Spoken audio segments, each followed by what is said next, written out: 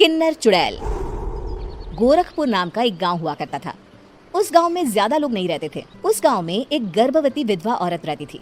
उस औरत का नाम कमला था। कमला अपने घर में अकेली रहती थी। उसके पति की सारी जायदाद उसके नाम हो गई थी, पर सभी गांव वाले उस औरत को मनहूस औरत समझा करते थे और सभी उससे नफरत किया करते थे। एक बार कमला राशन की दुकान पर खाने का सामान खरीदने जाती है। भैया जी, जरा 1 किलो दाल चावल देना। अरे हाय हाय हाय हाय हाय, अरे मनहूस औरत, मेरी दुकान में अपशुगन करवाने आ गई क्या? है, चल जा यहाँ से। मैं कुछ नहीं देने वाला तुझे। भाग भाग यहाँ से, चल जा निकल। भैया जी ऐसा मत कहिए, मैं गर्भवती हूँ, मुझे खाने की बहुत जरूरत है, मुझे खाना दे दीजिए। दुकानदार कमला को वहाँ से धक्के मारकर भगा देता है। तभी कमला रोते रोते उस गांव के किन्नरों के इलाके में आ जाती है। गांव वाले किन्नरों को उसी इलाके में रखा करते थे, क्योंकि वो लोग किन्नरों को पसंद नहीं करते थे और उनके इलाके में रहने से मना करते थे। तो किन्नरों ने उसी गांव में अपना एक इलाका बना लिया था। जब किन्नर लोग देखते हैं कि एक गर्भवती महिला रोते रोते उनके इलाके में आ गई है, तो सारे किन्नर कमला के पास जाकर उसका हाल पूछने लगते हैं। क्या हुआ बहन, तुम्हारी गर्भवती अवस्था में इतनी बुरी हालत कैसे है? तुम रो क्यों रही हो? तुम डरो मत, हम तुम्हें कोई नुकसान नहीं पहुंचाएंगे। तुम शांत होकर सब बताओ कि हुआ क्या है। मैं कमला हूँ, मैं गांव के दूसरे इलाके से आई हूँ। 2 महीने पहले ही मेरे पति की मौत हुई है। मुझे गांव के लोग मनहूस मानते हैं, क्योंकि मैं विधवा हूँ और गर्भवती भी। वहाँ के लोग मुझे खाने के लिए कुछ बेचने के लिए भी तैयार नहीं, जिससे मेरा गुजारा नहीं हो रहा था। कोई बात नहीं कमला, हम तुम्हारा ख्याल रखेंगे। किन्नर लोग कमला को एक खाली घर में रहने के लिए जगह दे देते हैं और उसकी देखभाल भी करते हैं। कुछ ही महीने बाद कमला अपने बच्चे को जन्म देती है, पर अफसोस, कमला बच्चे को जन्म देते ही अपनी जान गंवा देती है।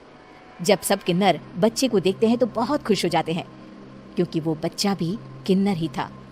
कमला ने एक किन्नर बच्चे को जन्म दिया था। अब इस बच्चे की देखभाल कौन करेगा?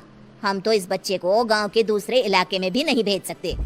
और तो क्या हुआ, इस बच्चे की माँ नहीं रही तो हम इसे पालेंगे। अब ये हमारे इलाके में रहेगा, हमारे साथ रहेगा।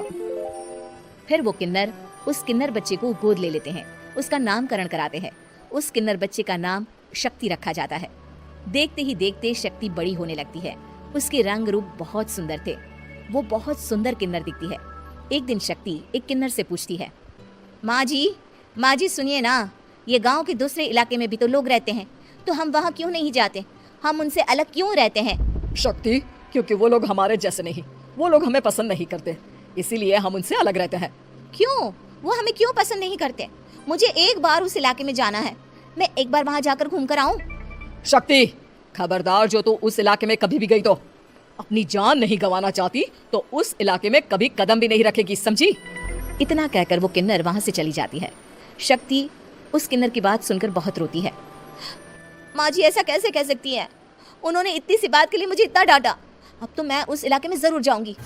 फिर एक दिन शक्ति गांव के दूसरे इलाके में चुपके से जाती है। ये लोग तो हमारे जैसे ही इंसान हैं, तो ये हमसे नफरत क्यों करते हैं? जब शक्ति उस इलाके में पहुंचती है तो गांव के सारे आदमी उसके रूप से मोहित हो जाते हैं। वो लोग ये अंदाजा नहीं लगा पाते कि वो किन्नर है। शक्ति की सुंदरता देखकर सारे गांव वाले उसकी तारीफ करने लगते हैं।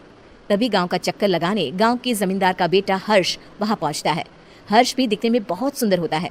जब हर्ष ने शक्ति को देखा तो वो भी उससे मोहित हो गया, और जब शक्ति की नजर हर्ष पर पड़ी तो वो हर्ष को देखकर मोहित हो गई। आपको पहले कभी इस गांव में देखा नहीं। इस गांव में आप नए हैं क्या? जी नहीं, वो मैं बस। तभी शक्ति बोलते बोलते रुक जाती है और मन में सोचने लगती है, अगर मैंने इनको बता दिया कि मैं दूसरे इलाके से आई हूँ तो वो समझ जाएंगे कि मैं किन्नर हूँ, इसलिए मुझे इनसे झूठ ही बोलना पड़ेगा। शक्ति हर्ष को कहती है, जी हाँ, मैं इस गांव में नई आई हूँ, यहाँ अकेली रहती हूँ। वैसे आप कौन है? आप भी इसी गांव में रहते हैं? जी हाँ, मैं इस गांव के जमींदार का बेटा हूँ। आपको किसी भी चीज की जरूरत पड़े तो आप मुझे बता देना, मुझे अच्छा लगेगा। ऐसे ही शक्ति और हर्ष एक दूसरे से रोज मिलने लगते। वो दोनों अपने प्यार का इजहार करने एक दूसरे से मिलने जाते हैं। तभी शक्ति का पीछा करते करते एक किन्नर वहां आ जाती है। शक्ति, मैं तुमसे बहुत प्यार करता हूँ। मैं तुमसे शादी करना चाहता हूँ। क्या तुम मुझसे शादी करोगी? हाँ हर्ष, मैं तुमसे शादी करूंगी, पर मैं तुमको अपने बारे में एक सच्चाई बताना चाहती हूँ जो मैंने तुमसे छुपा कर रखी है। तभी उनके बीच में ही वो किन्नर आ जाती है। शक्ति, तेरी हिम्मत कैसे हुई ऐसा करने की? वो किन्नर शक्ति को खींचकर गांव के जमींदार के पास ले जाती है। हर्ष भी वहां शक्ति को बचाने के लिए पहुंच जाता है। जमींदार शक्ति और हर्ष के प्यार के बारे में सुनकर गुस्से में आ जाता है और शक्ति को गांव के बाहर निकालने की सजा देता है। शक्ति ये बात सहन नहीं कर पाती और कुएं में कूदकर अपनी जान दे देती है।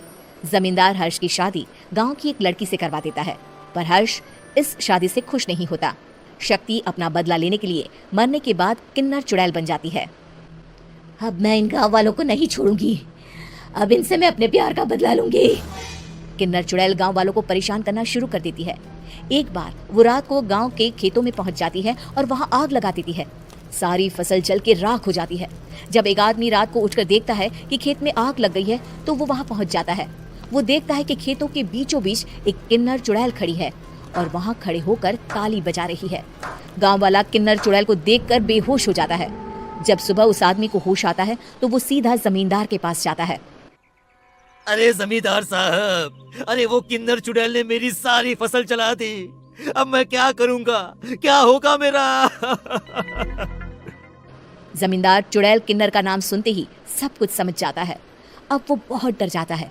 उसी रात को जब जमींदार डर के मारे अपने कमरे में सो नहीं पाता, तभी वहां अचानक से किन्नर चुड़ैल आ जाती है।